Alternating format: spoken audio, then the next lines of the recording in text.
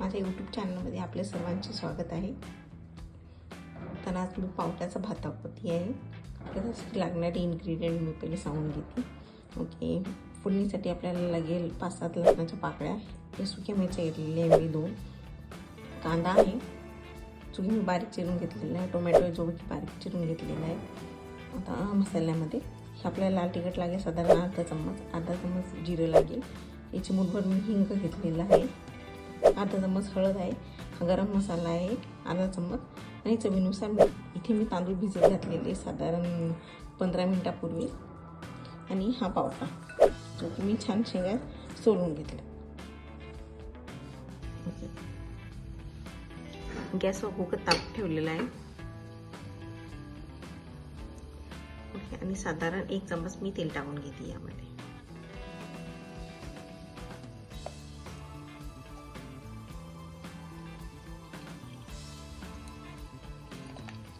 तेल जरा गरम झालं त्यामध्ये मी अर्धा चम्मच जिरं टाकून घेते।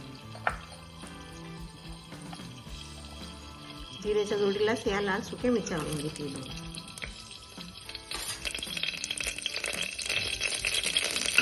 चांगलं परतून घ्यायचं।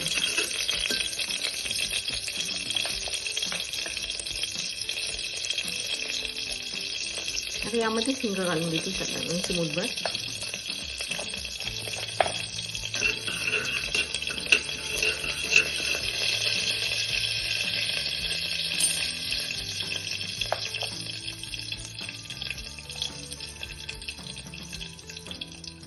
जिरं चांगलं तडलं की त्यामध्ये आपण या लसणाच्या पाकळ्या घालून घेतो।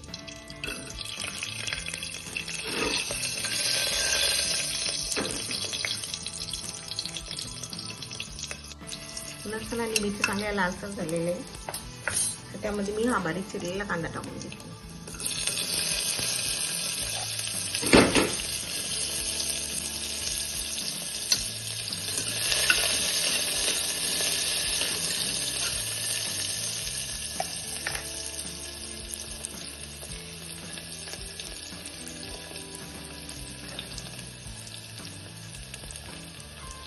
आता चांगला लालसर होईपर्यंत परतून घ्यायचा।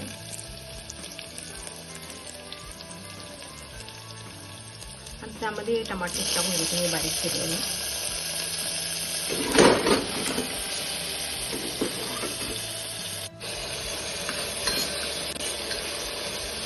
कांदा टमाटे छान परतून घ्यायचे।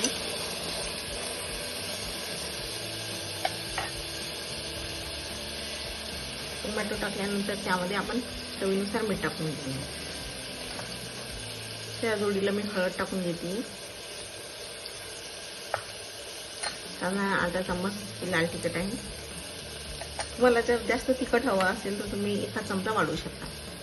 ओके, हा गरम मसाला टाकून घेतला मी। मसाले चांगले मिक्स करून घ्यायचे।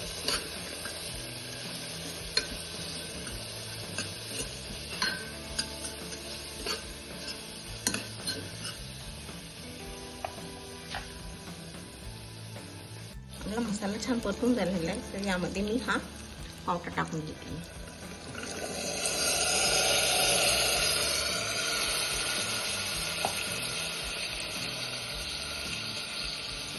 ओके, आणि साधारण 5 ते 7 मिनिटं हा पावटा चांगला परतून घ्यायचा आहे, तर त्याचा कडूपणा निघून जातो जरा।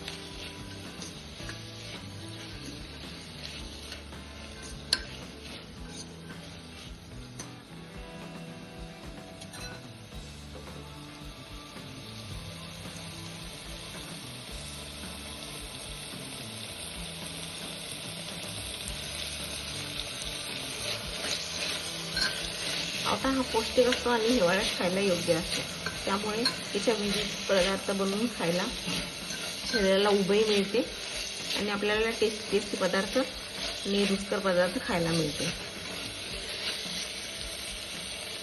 पावटा छान फ्राय झाली आहे, तर मग हा भिजवलेला तांदूळ यामध्ये ऍड करून घेतला।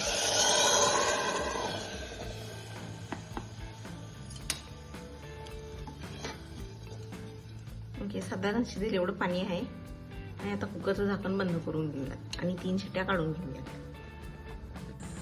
ओके, साधारण 2 शिट्ट्या आलेल्या आहेत। अजून एक शिट्टी होऊ देऊ आणि मग गॅस बंद करून घेऊ.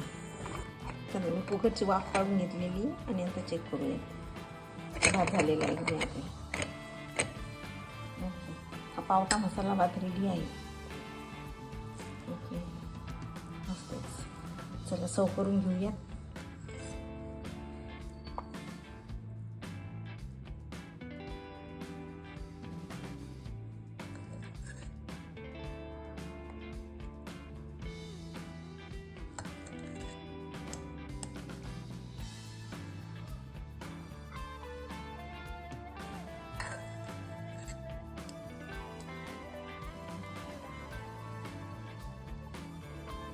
गरम गरमच मस्त वाफ येते.